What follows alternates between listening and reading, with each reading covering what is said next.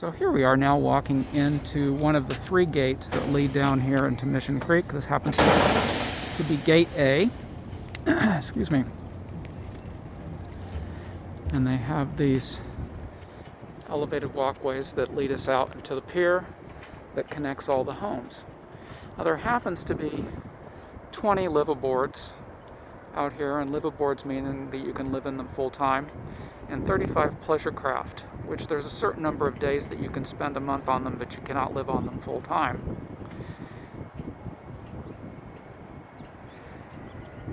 It's very interesting that for decades people have been sort of moored down here as a place to live.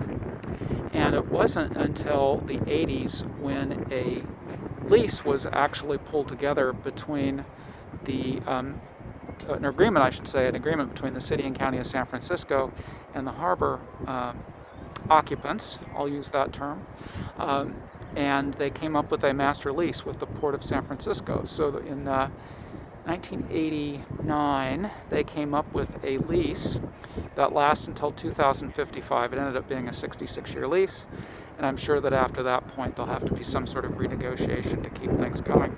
So again, there we are at the ballpark on that end. That sort of brown colored floating home down there is the very last one on this end.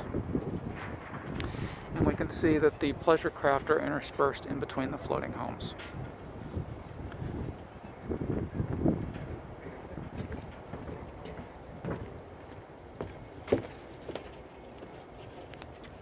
So then that next walkway you can see is Gate B, and then further down is Gate C.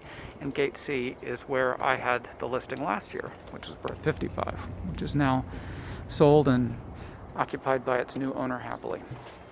So here we are with berth 14. My client had this built, and he's had it since 2003.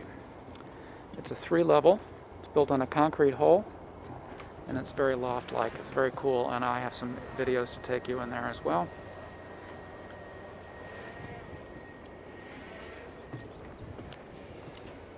There are utilities connected. It is connected to city water and city sewer. It has propane. There is no natural gas pipeline out here, so it's propane. This is the neighboring berth, pleasure craft.